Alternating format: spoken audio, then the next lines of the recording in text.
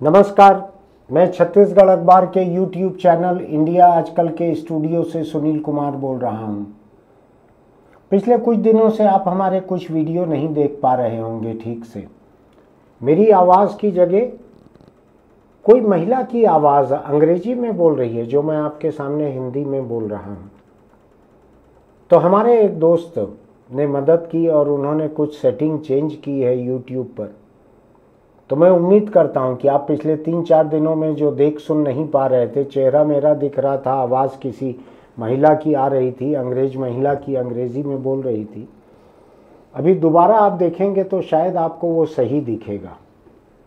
एक बार देखिएगा, अगर आपको पसंद आए तो। चलिए मैं आगे की बात करता हूँ। अब शायद ये ठीक दिखेगा, न दिखे तो आप कमेंट बॉक्स में लिखिएगा कि आपको सुनाई ठीक नहीं दे रहा है, दिख ठीक नहीं रहा है, अंग्रेज़ी में महिला बोल रही है। मैं उस महिला से रिक्वेस्ट करूंगा कि थोड़ा मुझको भी बोलने दो, आप बाद में अपने घर में बोल लेना। एक बड़ा दिल दहलाने वाला आंकड़ा आया है। महाराष्ट्र सरकार ने महाराष्ट्र की विधानसभा में कहा है, इसलिए मैं उसको गलत भी नहीं बोल सकता। और सरकार की उपलब्धि नहीं है, सरकार की असफलता का आंकड़ा है, इसलिए मैं उसको बिल्कुल भी गलत नहीं बोल सकता। कोई सरकार अपनी असफलता का आंकड़ा थोड़ी बढ़ा चढ़ा के बोलती है। महाराष्ट्र विधानसभा में सरकार ने एक सवाल के जवाब में कहा है कि पिछले 3 महीने में, 3 महीना यानी 100 दिन से कम, 90 दिनों में, पिछले 3 महीनों में राज्य में 767 किसानों ने आत्महत्या की। 100 से कम दिनों में, यानी हर दिन करीब 8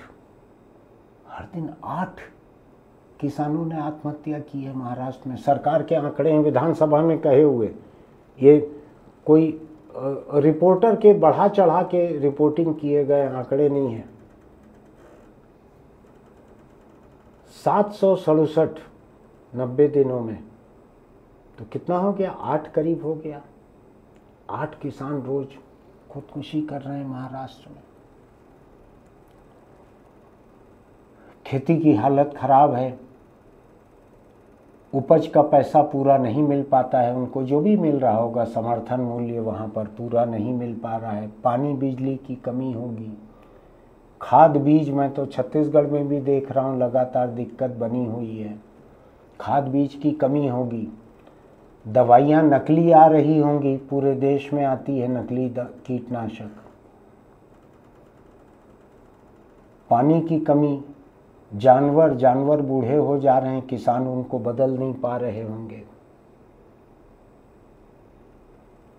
किसान की खुदकुशी। भाजपा और शिवसेना, शिंदे ग्रुप और एनसीपी का एक ग्रुप, इनकी मिलीजुली सरकार है। वहाँ पे एक मुख्यमंत्री और 2 उप मुख्यमंत्री हैं। मुख्यमंत्री खुद विदर्भ के हैं। ये जितनी आत्महत्याएं हुई है, इसमें से अधिकांश विदर्भ में हुई है, ऐसा खबरों में पढ़ा है मैंने। अधिकांश विदर्भ में हुई है। कैसे मुख्यमंत्री नागपुर या मुंबई में सो रहा होगा, थोड़ा सोच के देखिए। 8 का मतलब ये हर 3 घंटे में एक, हर 3 घंटे में एक किसान खुदकुशी कर रहे हैं। क्या हालत हो गई है महाराष्ट्र में किसानी की। मैं इसी विदर्भ के एक गांव में, गांव नहीं था कस्बा था, वहाँ पैदा हुआ था नाना के घर पर। तो बचपन से हम देखते आ रहे हैं। सुबह हम जंगल चले जाते थे लोटा लेकर, तो खेत देखते थे, ज्वार के खेत, संतरे के बगीचे, आम के बगीचे, खूब फसल होती थी। देखते आ रहे हैं। कहाँ गड़बड़ हो गई, मैं भी ज़्यादा बारीकी में नहीं जाना चाहता। किसान की हालत इतनी खराब हो गई है, जबकि महाराष्ट्र में सहकारी बैंक वगैरह का ढांचा उस वक्त भी बड़ा मजबूत था। गांव-गांव तक सहकारी डेयरी थी, सहकारी शक्कर कारखाने हैं महाराष्ट्र में, सहकारी कॉलेज हैं वहाँ पर, बहुत है। कोऑपरेटिव मूवमेंट महाराष्ट्र का बड़ा मजबूत रहा है।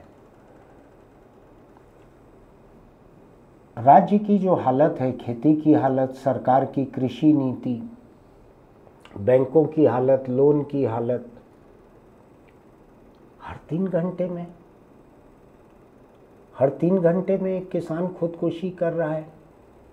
कोई सरकार जी कैसे सकती है, कैसे सो सकती है, नींद लोगों को आ कैसे सकती है? हर 3 घंटे में एक किसान की खुदकुशी।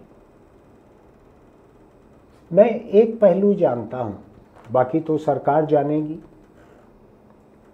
कि बिजली नहीं है, पानी नहीं है, बीज नहीं है, खाद नहीं है, पैसा नहीं है किसान के पास। ये सब तो एक रहा। इसी महाराष्ट्र में जहाँ शक्कर के कारखाने, वहाँ गन्ने के भुगतान के लिए किसान जो हैं सड़क जाम करते हैं। शक्कर कारखानों से गन्ने का दाम नहीं मिल रहा है। फसल बीमा का उनका दावा चुकारा नहीं हो रहा है। कई तरह की दिक्कतें हैं महाराष्ट्र के किसानों में, जो कि देश में और जगहों पर भी हैं।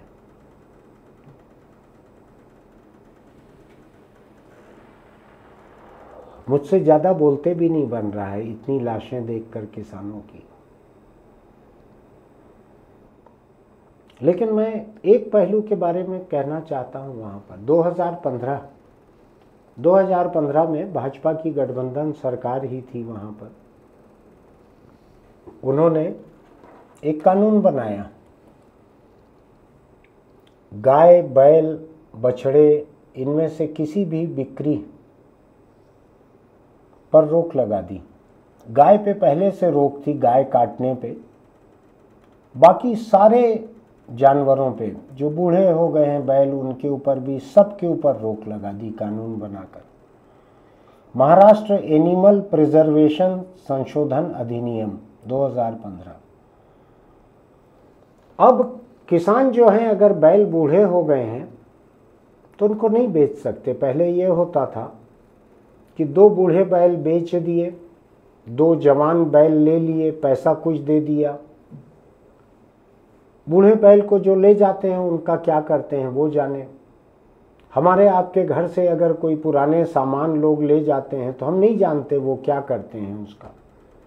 कुछ लोगों को तकलीफ होगी कि मैं बैल को सामान से तुलना कर रहा हूँ, लेकिन जब किसान के खुद के जिंदा रहने की बात आती है कि या तो किसान खुद जिंदा रह ले या बूढ़े बैल को जिंदा रख ले, तो आपको तय करना है कि क्या करना है। या तो आप मदद कर दीजिए, अगर गोवंश की आपको फिक्र है तो आप मदद कर दीजिए, उन बैलों के लिए दाम दे दीजिए किसान को, सरकार दाम दे उन बैलों का, किसान से ले ले। मैंने बैल खरीदे लेकिन मैं बेच नहीं पा रहा हूँ।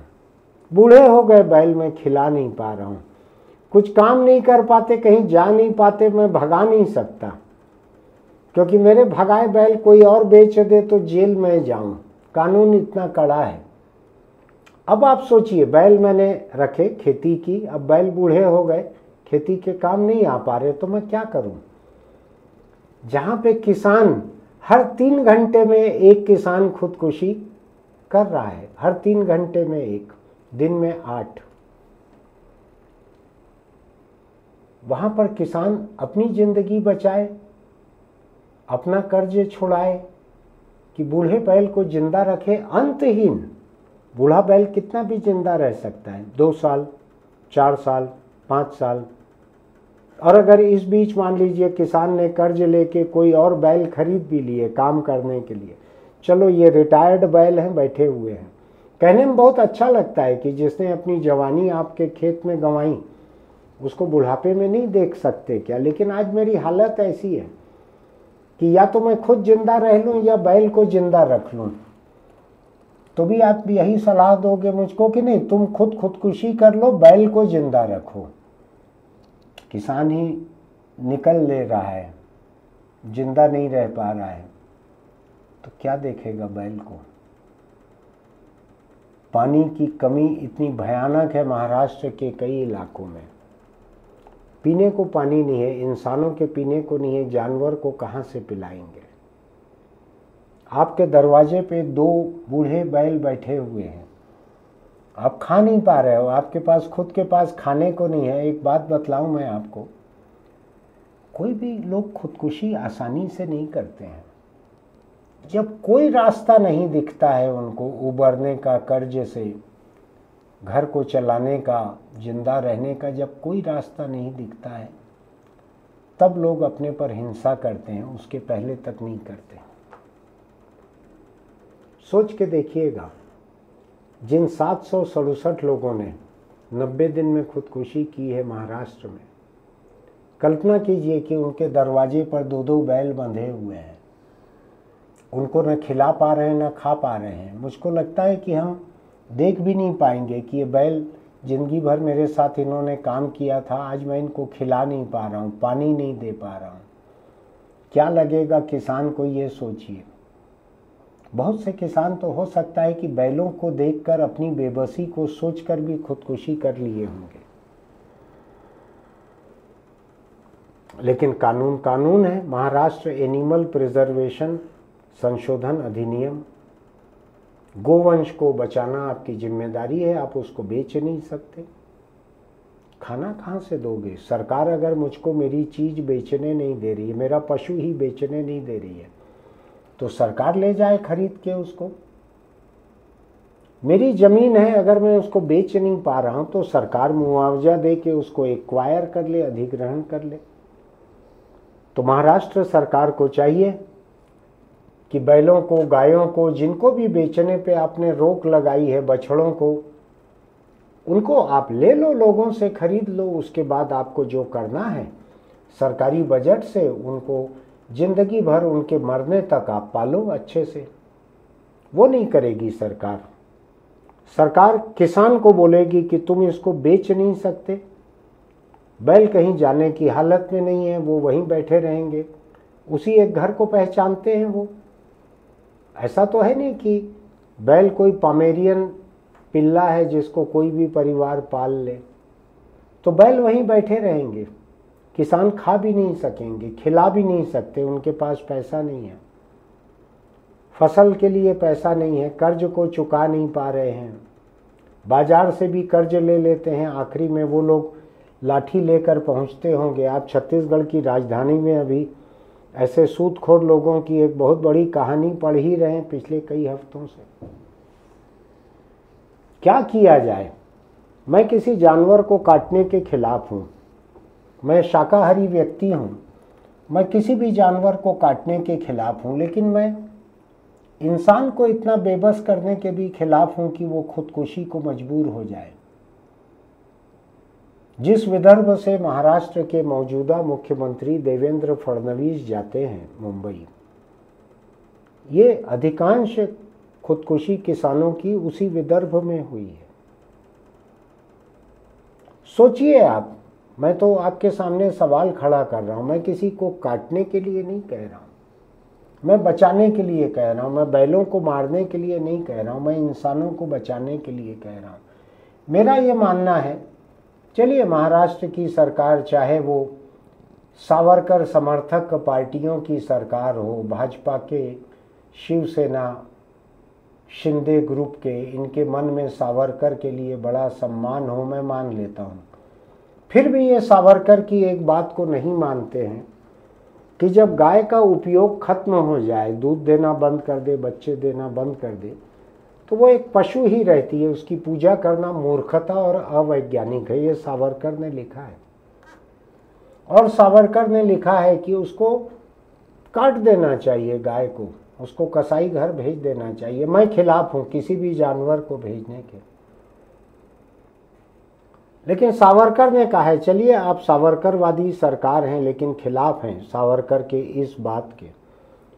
आपको किसने रोका है कि किसान से बैल ले लें आप, उसकी गायों को ले लें आप? किसने रोका है? बछड़ों को आप खरीद लें, किसने रोका है? आप किसी को उसके जानवर बेचने न दें, और वो पालने की हालत में नहीं है, अपना भी पेट नहीं पाल रहे, खुदकुशी कर रहे हैं। ये कौन सी जन कल्याणकारी सरकार ऐसी हो सकती है? तो मेरा ये मानना है कि लोगों को विचार करना चाहिए। रास्ता आप सोचिए।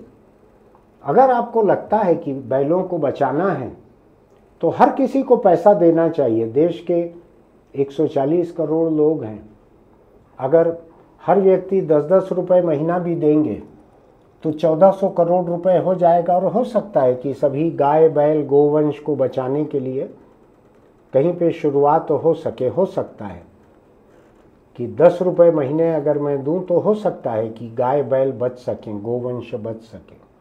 मैं तो तैयार हूं देने के लिए। कोई योजना सरकार घोषित करे, मैं सबसे पहले दे दूंगा, 1 साल का पैसा दे दूंगा। लेकिन आप सोच के देखिए कि होना क्या चाहिए। मैं गायों को देखता हूं अपने शहर में, पूरी सड़कों पर और घूरों पर, सड़कों पर बैठी हैं, खाने का वक्त उनका होता है, भूख लगती है तो घूरों पर जाती हैं। घूरों पर किसी ने ब्लेड भी फेंकी है, किसी ने कील भी फेंकी है, किसी ने टूटे हुए कांच भी फेंके हैं। उन्हीं के बीच उसको कहीं पे कुछ पत्ते दिखते हैं, छिलके दिखते हैं, सड़ा हुआ फल दिखता है, सड़ी हुई रोटी दिखती है तो उसको खाती है। उसके साथ पॉलीथीन उसके पेट में जाता है, कांच उसके पेट में जाता है, कील और ब्लेड उसके पेट में जाती है। बाद में डॉक्टर किसी किसी की सर्जरी करते हैं तो 40-40 किलो तक पॉली बैग एक गाय के पेट से निकलता है। माँ है हमारी, माँ है गौ माता। माँ का हाल क्या कर रखा है उसकी औलादों ने, देख लीजिए। आप इंतजाम कीजिए, मैं पैसा दूंगा मेरे हिस्से का। सरकार को इंतजाम करना चाहिए, जो गाय बेचने पर काटने पर रोक लगाती है उसको इंतजाम करना चाहिए। टैक्स लगा दो, मैं दूंगा पैसा उसके लिए, लेकिन करो तो सही। महाराष्ट्र के किसान के बैल अगर ले लिए रहते सरकार ने तो हो सकता है 767 में से 200, 300, 250 किसान खुदकुशी नहीं करते, जो कि भूखे बैल को देख देख कर एक डिप्रेशन में आ गए होंगे। सोच के देखिएगा, पसंद आपकी है। जानवर और इंसान, जानवर मैं सावरकर के लिखे हुए में से निकाल के बोल रहा हूँ, आपके लिखे हुए में से, आपके नारों में से निकाल के बोलूँगा तो आपकी गौ माता, आपकी गौ माता और किसान, इन दोनों में से एक को बचाना है। एक को किसको बचाएंगे आप सोच लीजिए। दोनों को बचाना है तो आपको हाथ बटाना पड़ेगा, उसके बिना नहीं होगा। ये केवल गौ सेवक बन के घूमने से कुछ नहीं होगा। जितने गौ सेवक मैं देखता हूँ घूमते हुए, इनको भी तो घूरे पे गंदगी खाते हुए दिखती होगी गाय, घूरे पर गंदगी खाते हुए। यही माँ है, यही उसका वृद्धाश्रम रखा हुआ है पूरी सड़कों पर। एक ट्रक आती है, 15-20 गाय कुचल कर चली जाती है, मार कर सबको। क्या सोचती होगी माँ तुम्हारी। फिलहाल महाराष्ट्र के 767 किसान जिन्होंने 90 दिनों में खुदकुशी की है, उनको मेरी श्रद्धांजलि, उनके साथ मेरी हमदर्दी।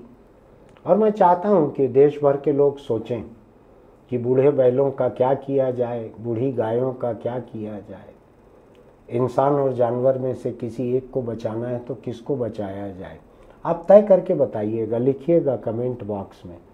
नफरत की बातें मत लिखिएगा, तर्क की बात लिखिएगा। नफरत किसी चीज़ का समाधान नहीं रहता, तर्क से हम कहीं पहुंच सकते हैं। लिखिएगा तर्क की बातें। आपको लगता है कि मैंने एक जायज़ मुद्दा उठाया है तो हमारे यूट्यूब चैनल इंडिया आजकल को सब्सक्राइब कीजिएगा, नोटिफिकेशन की बटन दबाइएगा, लाइक कीजिएगा, दोस्तों को भी लिंक भेजिएगा, क्योंकि आपके दोस्तों में बहुत सारे लोग गाय को माँ मानने वाले होंगे। सावरकरवादी लोग कम मिलेंगे आपको गाय के मामले में, सावरकर की नीति वाले जो जानवर कहेंगे उसको, और जब उसका उपयोग ना रह जाए तो काट कर खा जाओ, ऐसे लोग कम मिलेंगे। मैं खिलाफ हूँ सावरकर के, किसी भी जानवर को काटने के खिलाफ हूँ। बकरी, भैंस, भैंसा, मछली, मुर्गा, सबके खिलाफ हूँ मैं। चलिए चलते चलते एक छोटी सी सलाह, बीड़ी, सिगरेट, गुटखा, तम्बाकू अगर आप खाते पीते हैं तो छोड़ दीजिए, वरना कैंसर आपको नहीं छोड़ेगा। कैंसर इतना खतरनाक है कि तंबाकू के पीछे पीछे सूंघते हुए पहुंच ही जाता है, फिर आपके मुंह में बैठ जाता है, गले में बैठ जाता है, फेफड़ों में बैठ जाता है, बड़ी बुरी मौत मारता है कैंसर। अगर आप उतनी बुरी मौत मरना नहीं चाहते हैं तो तंबाकू को शुरू मत कीजिए, अगर शुरू कर चुके हैं तो छोड़ दीजिए। अपने परिवार के साथ लंबी ज़िंदगी जिंदा रहिए, बजाय इसके कि गिनी चुनी ज़िंदगी, छोटी सी ज़िंदगी कैंसर के साथ रहने के। सोच के देखिएगा आपको क्या ज़्यादा पसंद है, कैंसर ज़्यादा पसंद है या परिवार। फिर मिलेंगे।